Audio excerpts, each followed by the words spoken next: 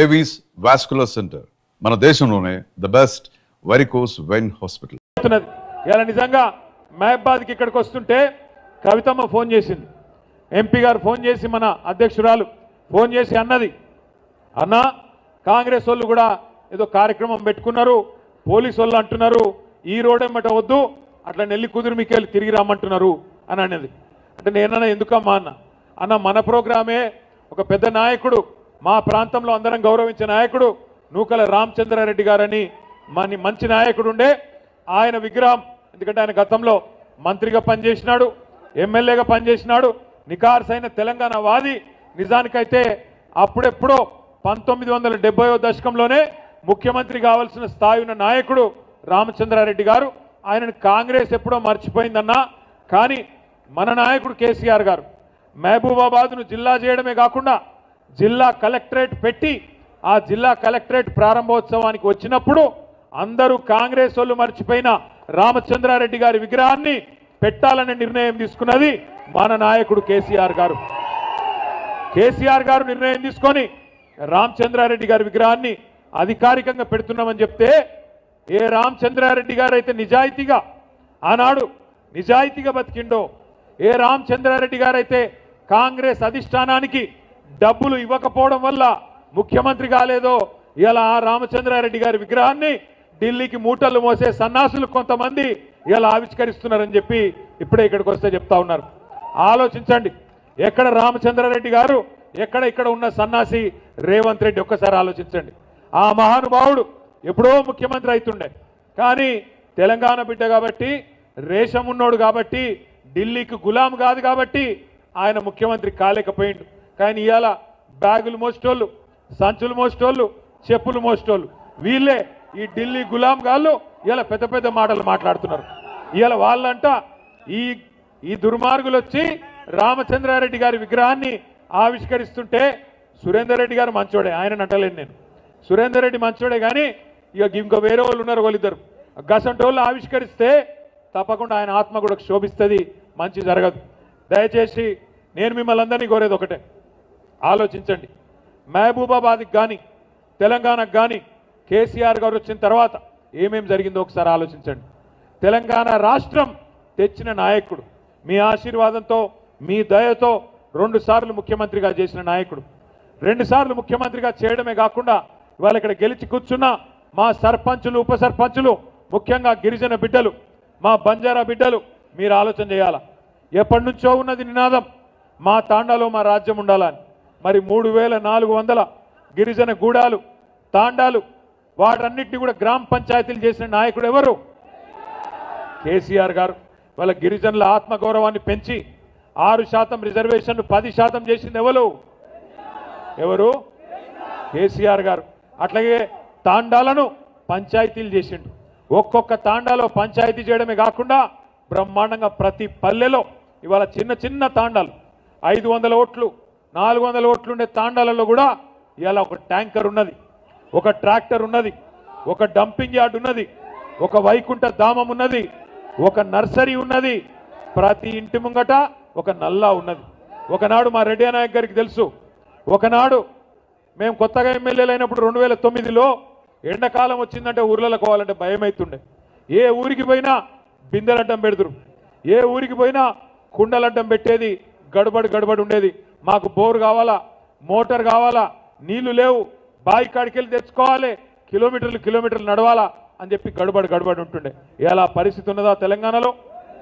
బ్రహ్మాండంగా భారతదేశంలో ఆదర్శవంతమైన గ్రామ పంచాయతీలు ఎక్కడ ఉన్నాయంటే మరి వాటిని తయారు చేసింది ఎవరు అంటే మనకు తెలుసు, కేసీఆర్ గారు. గౌరవ పంచాయతీరాజ్ శాఖ మంత్రిగా ఎర్రబెల్లి దయాకర్ రావు గారు పనిచేసినారు, మున్సిపల్ మంత్రిగా నేను పనిచేసిన. మా ఇద్దరికి పోటీ ఉంటుండే. ఇక మా దయాకర్ అన్న బాగా పోజులు కొడుతుండే, ఏమంటుండే, మీ మున్సిపాలిటీ కంటే మాకే అవార్డులు ఎక్కువ వచ్చినాయి అంటుండే. నిజమే, 3% జనాభా తెలంగాణ భారతదేశంలో. దేశం మొత్తం తీసుకుంటే 3% జనాభా మాత్రమే తెలంగాణది. కానీ ఉత్తమ గ్రామ పంచాయతీలకు అవార్డులు ఇచ్చే జాతీయ పంచాయతీరాజ్ దినోత్సవం నాడు 3% కంటే తక్కువ జనాభా ఉండే తెలంగాణకు 30% అవార్డులు వచ్చిన మాట వాస్తవమా కాదా ఆలోచన చేయండి.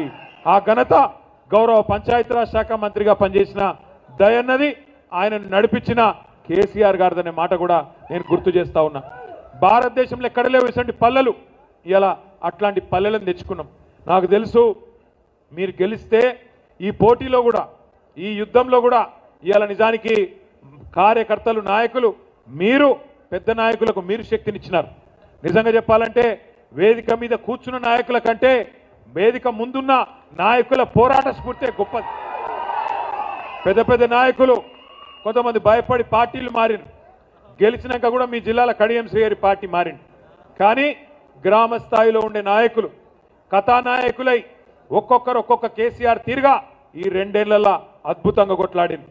పోయినసారి లగచర్ల గురించి మొత్తం రాష్ట్రంలో మీటింగులు పెడదాం అని ఆలోచన చేస్తే మా సత్యవతి రాథోడ్ గారు, మా కవిత గారు, శంకర్ నాయక్ గారు, అన్నా గిరిజనుల అడ్డా ఇది మహబాద్ జిల్లా, మా రెడ్డి నాయక్ గారు కూడా మీరు ఇక్కడికే రావాలని చెప్పి అద్భుతంగా ఒక 25-30 వేల మందితోని మహబాద్ దద్దరిల్లిపోయే విధంగా అద్భుతమైన కార్యక్రమాన్ని ఇక్కడనే ఏర్పాటు చేసినారు.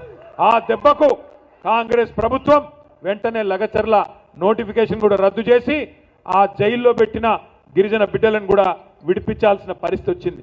ఇవాళ కూడా ఇక్కడికి వస్తుంటే గుండె నిండా సంతోషంగా ఉన్నది. గెలిచిన ఎన్నన్నది కాదు లెక్క, 130-140 గెలిచినాం, పర్వాలేదు. మిగిలినవి కూడా కొన్ని వాళ్ళు తొండి చేసుకొని గెలిచినారు. వాళ్ళు ఓ 10-20 వాళ్ళు మనం గెలిచినవి కూడా వాళ్ళ దానిలో కలుపుకున్నారు. కానీ భయపడేదేం లేదు, బాధపడేదేం లేదు. ముఖ్యంగా గెలిచి వచ్చిన మా సర్పంచ్ సోదరులను నేను కోరుతా ఉన్నా, మీ మీద ఒత్తిడి ఉంటుంది, ఇక మిమ్మల్ని ఇబ్బంది పెడతారు. మీ ఎమ్మెల్యే అంటాడు, ఏమంటాడు, నేను మీకు ఇందిరా మిన్లు ఇయ్యా, నేను మీ గ్రామ పంచాయతీలకు పైసలు ఇయ్యా అని బెదిరించే కార్యక్రమాలు ఇదివరకు చేసినారు, ఇప్పుడు కూడా చేస్తూ ఉన్నారు. కానీ గుర్తుపెట్టుకోవాల్సిన అంశం ఒకటే, గౌరవ సర్పంచులు, మీకు గ్రామ పంచాయతీకి వచ్చే నిధులు ఎవరి అబ్బసొత్తో ఎవరి అత్త సొమ్మో కాదు. డాక్టర్ బాబాసాహెబ్ అంబేద్కర్ రాసిన రాజ్యాంగం ఆధారంగా భారతదేశంలో 5 అంచెల్లో ప్రభుత్వాలు ఉన్నాయి. పైన కేంద్ర ప్రభుత్వం ఉన్నది, ప్రధానమంత్రి, మంత్రులు, ఎంపీలు వాళ్ళందరూ పైన ఉంటారు. Please subscribe to iDream. Please subscribe to iDream. Please subscribe iDream. And please subscribe to iDream. For more videos, subscribe to iDream. Please like, share and subscribe to the channel. Congratulations, iDream. Subscribe to iDream. Subscribe to iDream. So subscribe to iDream Media. iDream team andarki huge congratulations. Please subscribe iDream Media. Please subscribe to iDream. Subscribe iDream. Please subscribe to iDream. iDream అంటే నా కళల ఛానల్ను subscribe చేసుకున్న నోరు తిరుగుతలేదు, మీరైతే గంట గుర్తు కొట్టండి. For more such videos, please subscribe to iDream. Subscribe to iDream. Please subscribe to iDream. Please subscribe iDream Media. Please do subscribe to iDream. Please subscribe to iDream Media. For best entertainment and information, please subscribe iDream. And don't forget to subscribe to iDream.